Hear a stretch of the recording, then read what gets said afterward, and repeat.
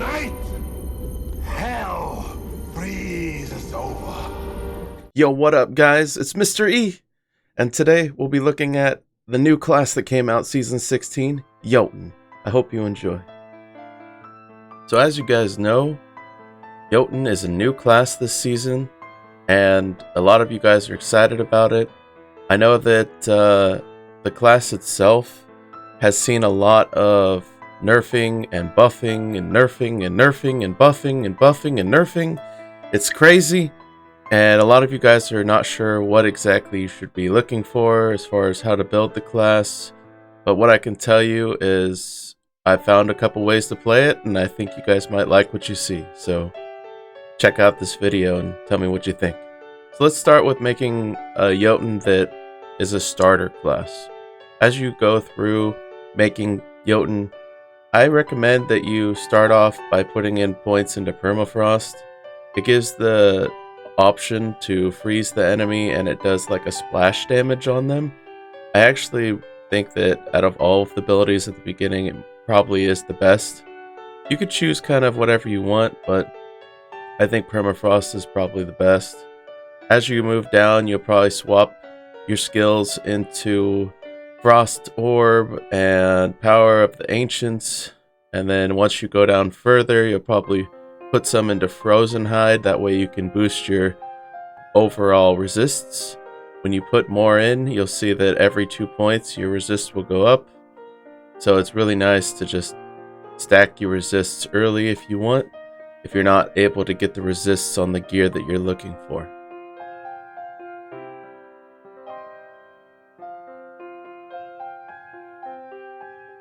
As you move on, you'll get the option to get Portal of Ice. This is really handy. It's like a free teleport that only Jotunn can have. So who needs gear with teleport on it anymore? You could totally just use Jotunn and have a blast just teleporting around the map. Not just that, but you also get the ability to teleport a lot faster because it's on a lower cooldown, and it jumps a lot farther than a normal teleport, so go figure. I'd probably put in 20 points into Power of the Ancients as well once you hit 100. You can stack some into Glacial Armor if you feel like you're not tanking enough, because this will actually buff you quite a bit and protect you a lot. But you probably only need like 1 point, so I probably wouldn't put in really any unless you really feel like you need it. Absolute Zero is okay. You don't really need Cold Break, so I'd just put 1. Sweep attack is okay. I wouldn't put in more than 1. Avalanche is pretty decent, but I normally don't take it because I don't want to waste a slot. The Embodiment of Ogilmur, though. Dude, guys, definitely put in 20 points into this. The lower the cooldown, the better. And what it does is it puts you into a berserk state, and it basically doubles your HP. It gives you huge damage buff, and it's 100% worth. Definitely want to put 20 into that. Avatar of Frost is decent. It'll basically buff you to do more damage based on how much resists you have. So if you have really high resist and you stack points into that, you'll do more damage based on your resist. Used to be better till they nerfed it, so now I don't put as much into it. I would say stack a bunch into Frost Orb and then a lot into Flash Freeze. That's where I'd put my remaining points if I was you. You could take out points from Frozen Hide if you want, stack them into other skills, Permafrost or more Flash Freeze if you want. But this is what I'd probably start off with when you're, initially going into Hell 1. That way you make sure you have your resists high enough, then you're not getting like one shot by elemental damage. This is the gear that I would recommend. Scholar, Godfather, Tribal Boots. There's just, I don't know, it's just some stuff that I found that I really like. You can get Godfather as cold damage. It really helps a lot. It's a weapon that you can actually find if you're lucky inside of Nightmare, but it's probably uncommon, especially the cold one. So you might want to check the auction house if you want. Weapon Throw is an amazing skill. It helps you boost your damage significantly, and that's why I chose this over a spell weapon, because it can be worn at level 80, and it comes with weapon throw. I know it's a two-hander, but it gives you a decent reduction. Scholar is a little bit harder to get early on, but it is pretty decent if you don't have anything better that you found. It can be worn at level 1, and it has good abilities for Jotunn. So, go figure. If you get the runes for it, try it out. Lizard's Robe. Very, very nice. Can be found in Nightmare mode, worn at level 80. Has a bunch of mana, which you know, well, you probably don't know, but Power of the Ancients stacks damage with mana, so helps a lot. It also has some energy, and it has a bunch of mana per hit and mana per second. So early on, it's really nice to keep your skills up by replenishing your mana.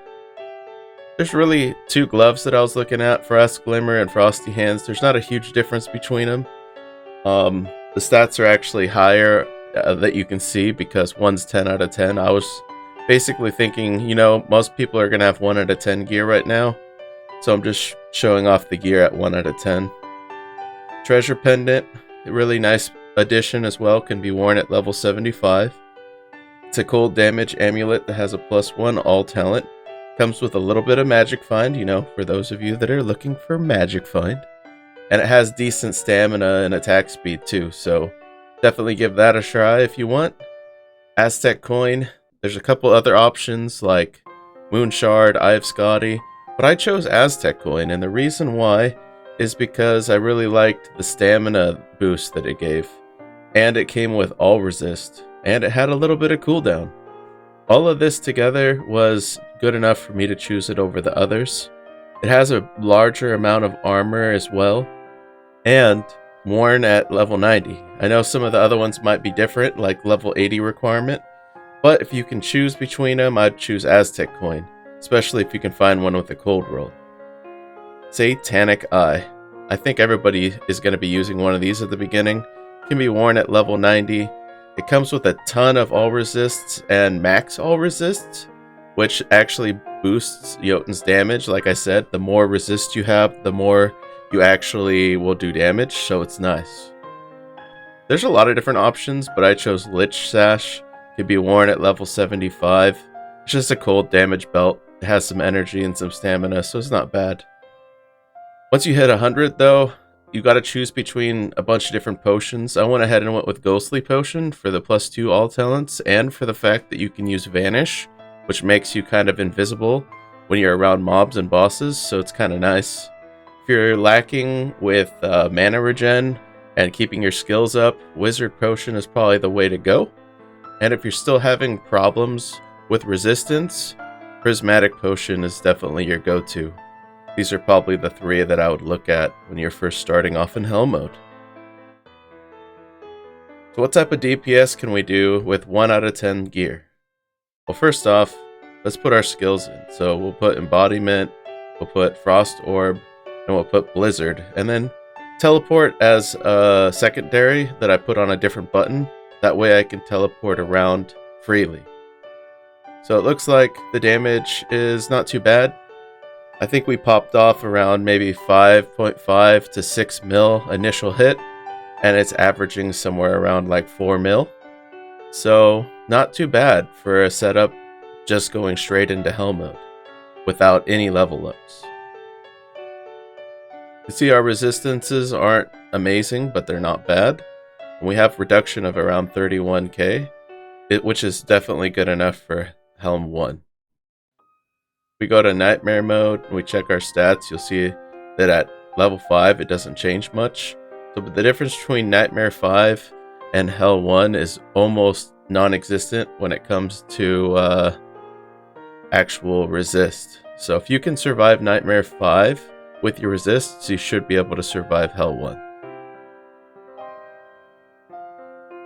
Once you get a little bit higher, if you get a chance, Grand Wizard's Robes is a huge upgrade from Lizard's Robe. So think about that. It has a ton of mana per second. It gives a ton of mana. It has a lot of elemental damage.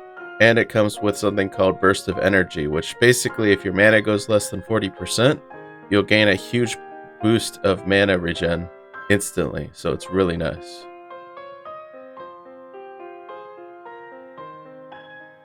So let's go test the the actual damage while running through the map.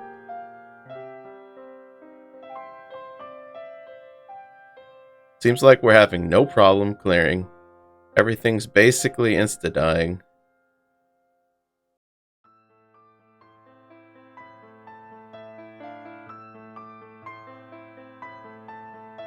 So as you can see, no problems whatsoever. Hell 1, fresh, 1 out of 10 gear.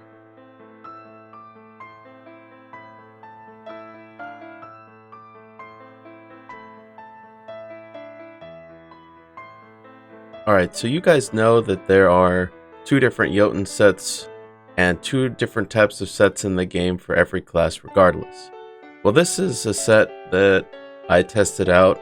This is the Ymir set, and the damage that I was able to put out on this build at hero level 100 is, you know, average between 1.5 to 2 billion damage. I think that's very reasonable. Since you aren't able to take the set off and you have to wear a 4-piece set now, especially with the fact that most people aren't going to be using Absence of Constraint, which is a ring that you can find that's chase. It's a heroic, and it allows you to take off 1 piece of the set and wear something else. Well, because of that, and most people are going to be using the ring from the quest line, you have to wear all 4 pieces. So with this setup, this is what I did. And this is the hero levels that I plugged in.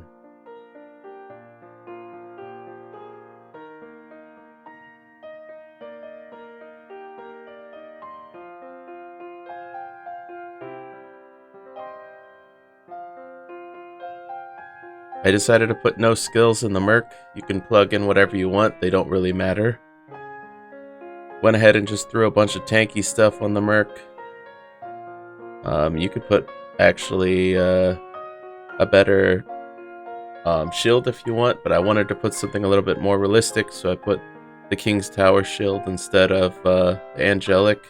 So if you had the Angelic, you might be able to pull off a little bit higher numbers. So the Ymir Set bonus is Orb of Frost has increased speed, size, and damage.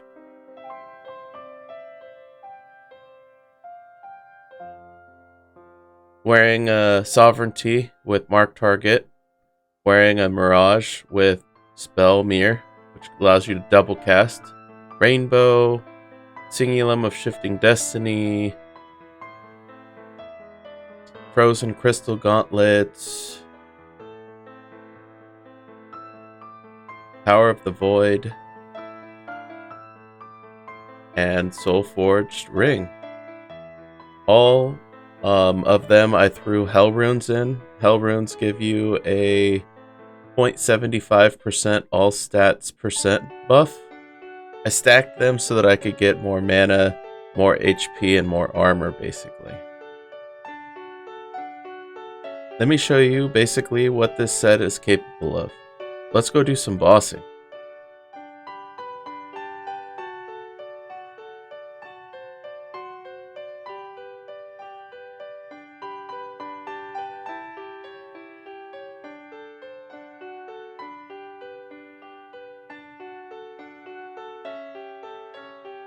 No problem at all running through mobs, 1500 monster level, not really taking any damage whatsoever.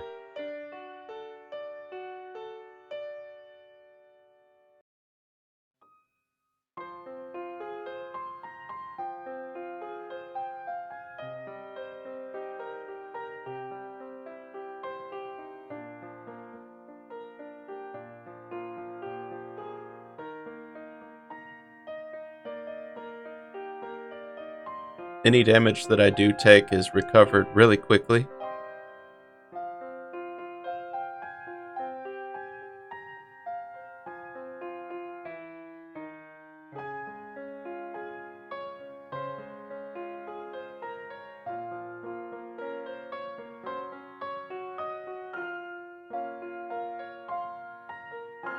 Some of you have never seen the actual new boss of the new Uber yet, but here's Grimbones.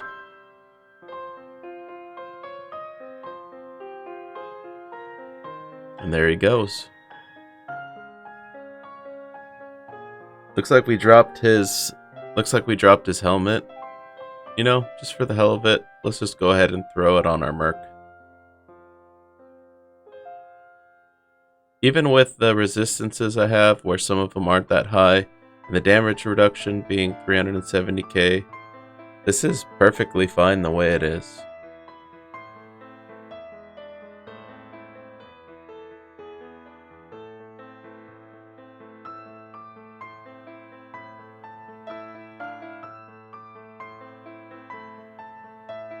Let's test out Sheeponia.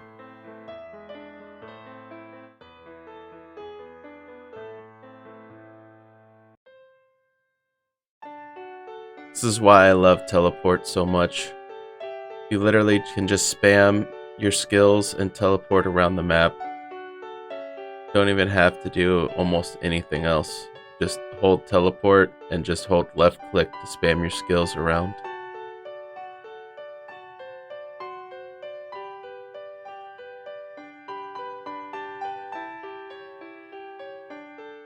We took a hit directly from the Juggernaut flail, and we still didn't even get half HP.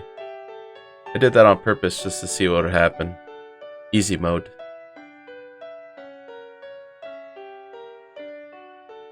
Alright, next is Damien. What you got, Damien? Show us what you got.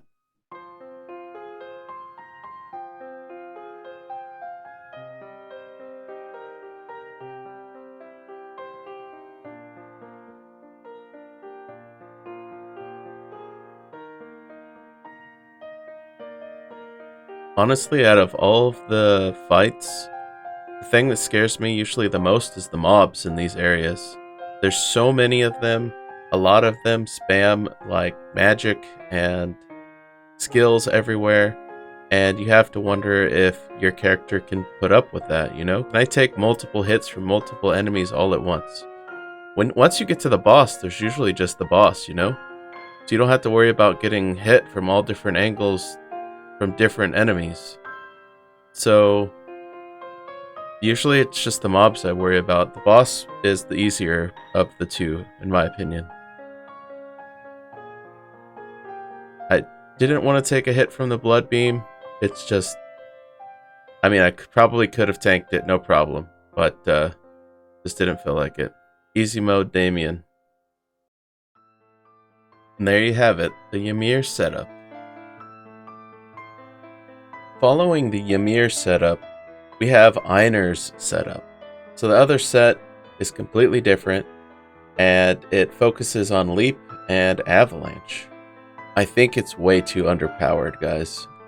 Like, you can totally make a build around this set if you want, but it's gonna be nowhere close. The benefits from this set are not worth it. If I was to use this setup, I would totally use it only for fun and just for clearing like zones for maybe ruby farming, satanic farming. I would not use it for bossing. I would not use it for playing with your friends. I would not use it for almost anything. So I have the 4-piece Einar set, which gives you cooldown reset on avalanche when you use freezing leap. Basically, it has overall decent damage on the set, but I don't think that it's comparable to a lot of things. I think that it's kind of overwhelmingly weak. I decided to put on Unfathomable Puzzle for the energy, Power of the Void for Elemental, Soul Forged Ring with Death Soul Gem, Atonement.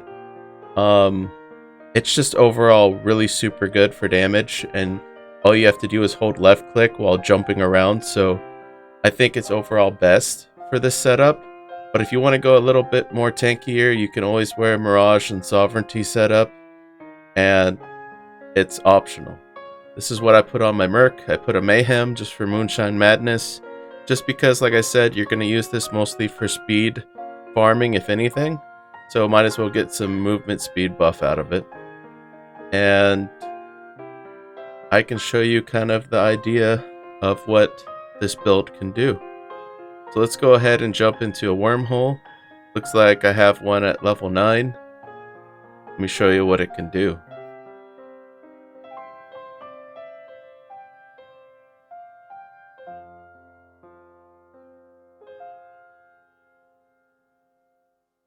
The benefit of the set is technically your avalanche will go on cooldown every time you leap, and the leap has a huge cooldown factor, which really makes it not that great. Well, if you get a kill with leap, your leap will instantly get cooled down as well. So when you're running around using leap, you have to get a kill with it if you want to be able to leap again. And yes, avalanche gets instantly on cooldown, but the thing is leap is really hard to control. Leap is something that I feel could be better. Maybe it could lock onto target. That would make this build a lot easier. That way you wouldn't have to try so hard. But the thing is leap is just random. And half the time you're jumping way too far. It's really hard to actually hit the target. Your leap might jump bounds farther than what you're actually trying to do. And its overall damage is really weak, even stacking a ton of points into it. So if you're going to use this build, I would recommend not pushing too far with it. Swap to something else later. It can be fun. The whole idea of jumping around and, blowing things up when you land on them is great. But it would make way more sense if teleport wasn't a factor in any of the builds. Since he has a skill that gives him a free teleport that you can spam non-stop if you want, there's really no reason for you to have to use leap, since it's very underwhelming when it comes down to damage. Half the time I'm trying to spam leap and I'm not getting a kill, or the leap just kind of double jumps, so it'll hit and then jump somewhere else instantly, so I couldn't go through with aiming the next jump. And then as far as fighting like a boss, you're trying to time it and you can't time it right. Like the distance and stuff is hard to pull off because, like I said, you usually overjump, especially in a small room. So most of the damage from this set is coming mostly from your skills like Orb of Frost. You're not even really doing that much damage with your leap or your avalanche. Avalanche does way more damage than the actual leap. So a lot of times avalanche will take the mobs out before the leap actually goes off. And with the fact that that happens, it cancels out the whole idea of being able to have leap on cooldown to where you can use it again. So I don't really see the benefit of using this combination when avalanche is out damaging leap to begin with. So it's really hard to be able to consistently leap. The benefit to this setup is you are still pretty tanky. You could sit here and basically tank the boss, and it doesn't matter if you miss with your leaps or not. Your overall Orb of Frost is doing most of the damage, like I said. So you're sitting there spamming your skills. You're trying to leap, but the cooldowns are having issues. You can't constantly leap, and the leap only basically goes back on cooldown if you get a kill with it. So since you can't kill the boss in one jump, you're just sitting there trying to do damage, but it overjumps half the time. So yeah, it's really hard. You could try to run really far away to get a more accurate leap, but it's still really hard to figure out the distance between the jumps. Like I said, if they went in and made it like a lock-on attack where it would lock on to the closest enemy, this would make the setup a lot better. That way you weren't constantly missing your leaps over and over again.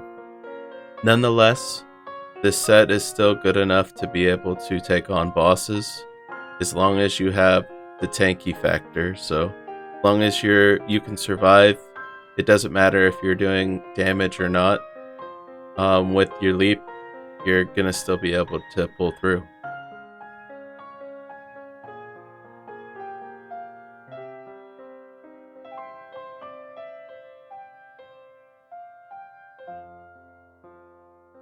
So the skills I decided to plug in for this setup are 20 into Leap, 20 into Power of the Ancients, 20 into Avalanche, 20 into Embodiment, and then the remainder into Permafrost.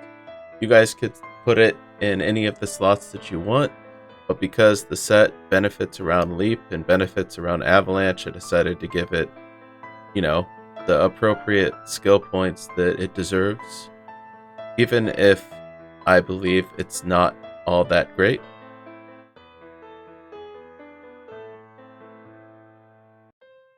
So if you decide you want to do a little bit more damage, you're not liking the Leap setup, why not just spec out of it? You don't have to use that setup. So go ahead and continue to use Avalanche, because Avalanche does get a damage boost from the set, but spec out of Leap and put it into another skill.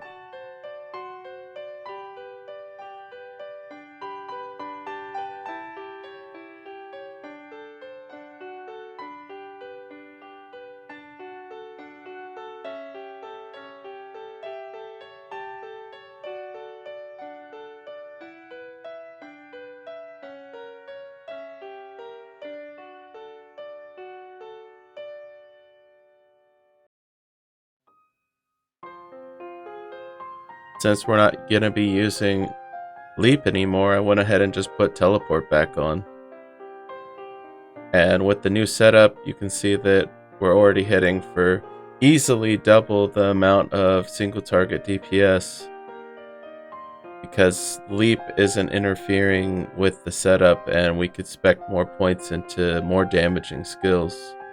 Might as well take off some of the other stuff and put on Sovereignty again.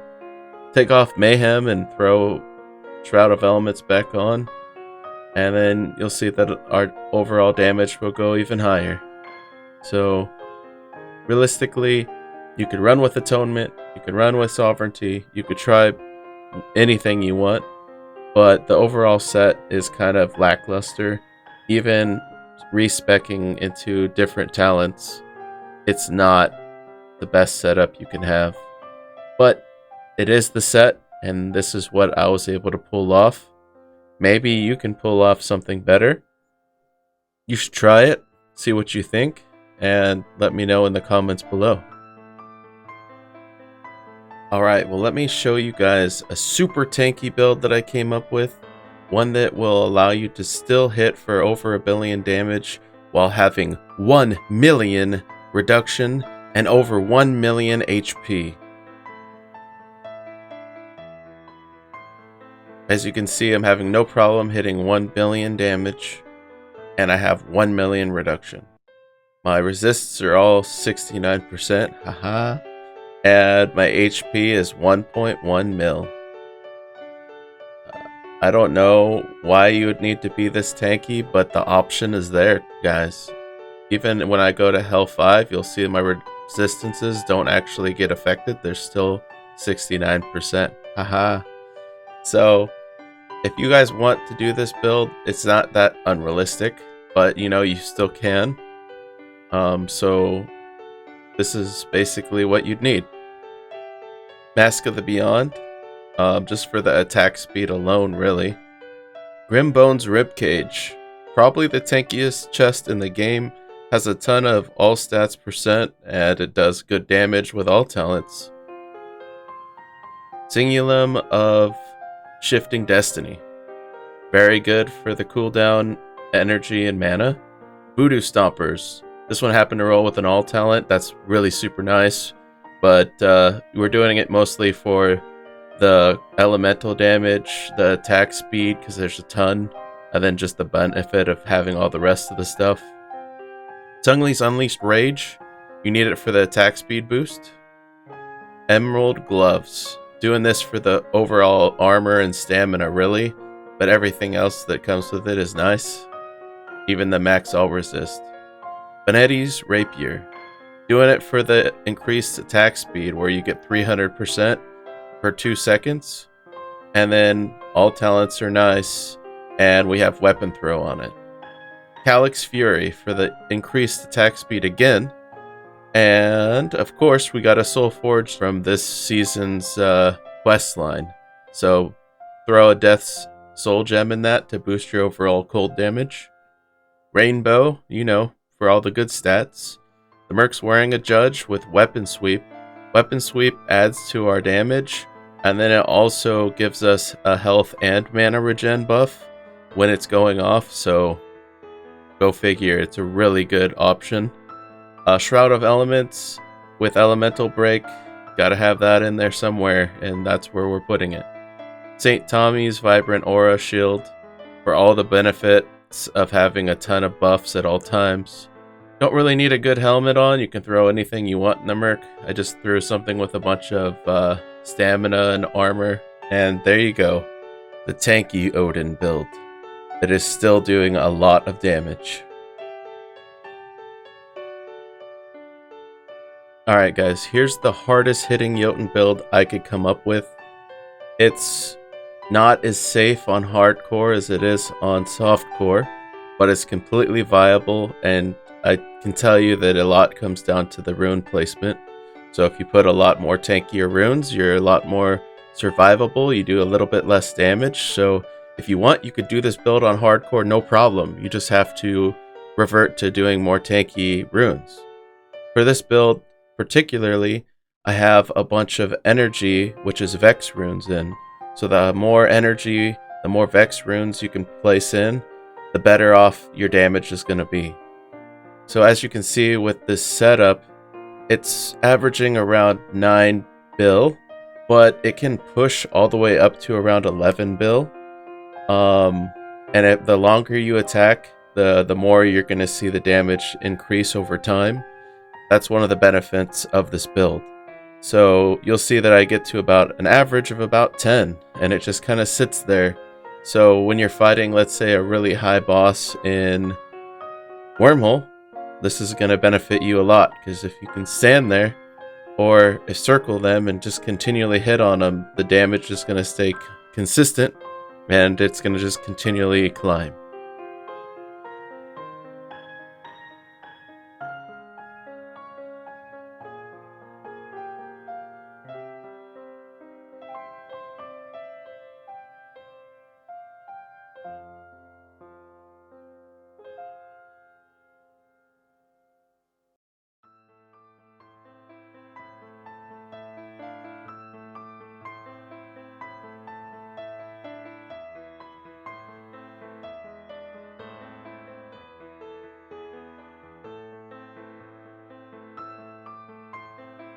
So here's what I'm wearing.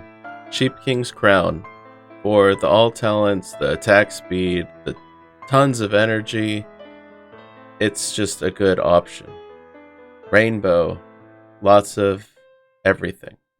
Unfathomable Puzzle. Mainly for the max mana and mana percent. Beacon of Shadows for the elemental break. I have marked target on it, and it's just really, really good. Arcane Robes of Authority is basically a must. Rule of Order allows us to get that climbing damage I was talking about while attacking an enemy over and over. Frozen Crystal Gauntlets, mainly for the cold damage and the energy. Singulum of Shifting Destiny for the energy and mana. Power of the Void, where you're using this for the elemental damage, and because it can be rolled to 115%, which the coffee cannot, so if you were thinking coffee might be better, it's not. Mana Woven Walkers, tons of energy, ton of elemental damage, really worth. Mirage, because we chose that for the double casting chance from Spellmere. Soul Forged Ring with a Death Soul Gem. And that's what we got. The Merc's using a Judge with Weapon Sweep, Elemental Break on Shroud of Elements, random helm that we threw on him, and we have a St. Tommy's Vibrant Aura for all the buffs. When we look at our sheet, you can see we're at about 307k damage reduction, which is a little bit low for some people, especially in hardcore. So like I said, if you take off a bunch of X runes, you can throw on a bunch of Evil runes or a bunch of Hell runes, whichever works best for you. Maximum health is around 650k-ish, so it's a little bit low compared to some builds as well. I think that this setup is probably the best overall for damage. You want to put basically 20 into Flash Freeze, 20 into Frost Orb, 20 into Power of the Ancients, and 20 into Embodiment. And then stack the rest into Permafrost. That's just the best. I tried a bunch of different options. I tried the Resist build. I tried building into Avalanche. I tried almost everything I could think of, but this was the hardest hitting possible setup that I was able to manage in this 1 week of testing. This class has only been out for 2 weeks. I tested it for a week. So this is what I got. If you guys happen to find something that hits harder, please feel free to share. I'm sure everybody would like to hear it. But this is what I came up with, and I hope you guys like it. Thank you guys for giving me your patience while I tested this. I know I told you guys after it came out I'd have this video done within the first weekend, and I would have, but I didn't know that they were going to nerf it that next Monday. So I had to hold off, and I hope that it was worth the wait, guys, because this is what I was able to pull off. So let me show you guys what a Wormhole 2000 might look like. It's definitely sketch with this type of damage reduction. So let me show you guys what it would look like.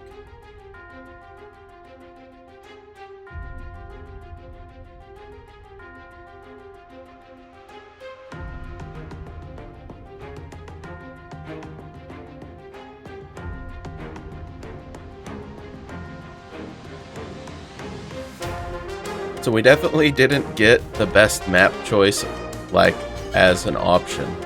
One thing you have to worry about in this map specifically is the javelin throwing Amazons that are in here.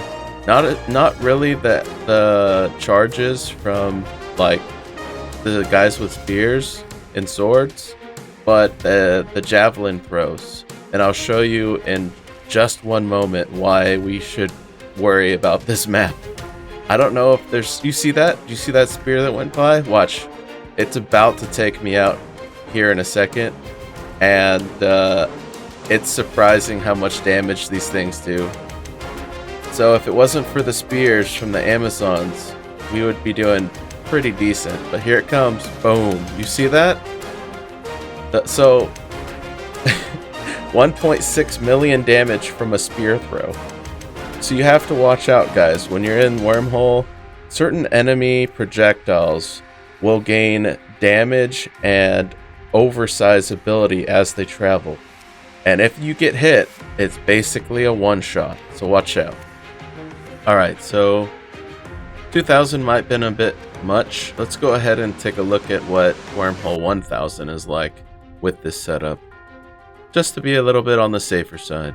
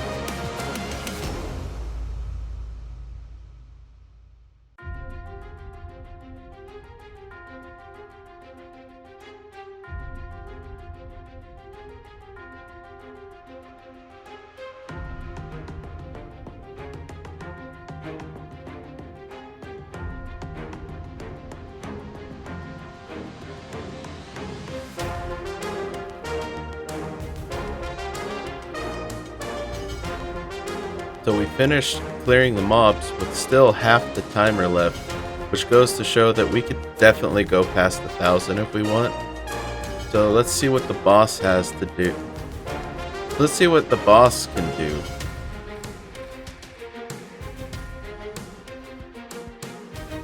Yeah, I don't know if I trust taking too many hits from Korga. So with bosses like this, with only 300k damage reduction, I'd avoid taking a hit if you can. Definitely circle around the room, do what you gotta do to avoid hits while spamming. But you can see that the boss is taking pretty good damage. So it's not going to take too long to actually finish him off, as long as you don't get finished off in the process, you know? So keep that in mind. It's not a tank build, but it is devastatingly good at damage. So try to avoid attacks if you can, and you should be fine.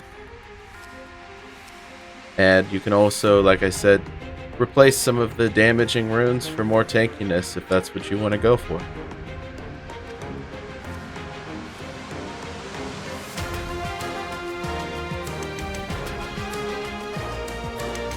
There you have it. Wormhole 1000 completed.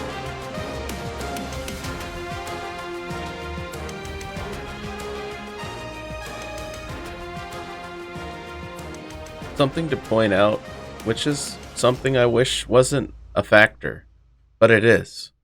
So, just like with some of the other builds I've shown off, there is a difference between frames per second and your monitor, and if you're running at 60 Hertz, you're going to be doing almost half of the damage that Jotunn can put out with this build.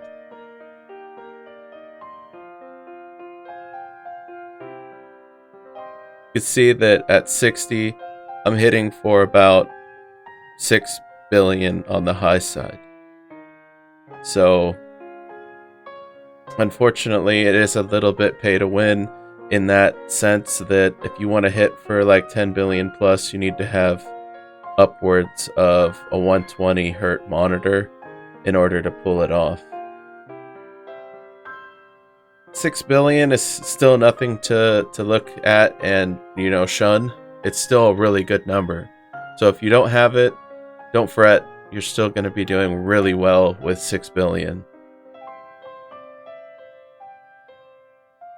And there you have it, guys. The Jotunn build guide you've been waiting for. I hope this helped, and if it did, let me know in the comments below. Slam that subscription button if you want to see my future content coming, and I'll catch you in the next video. Thanks, guys.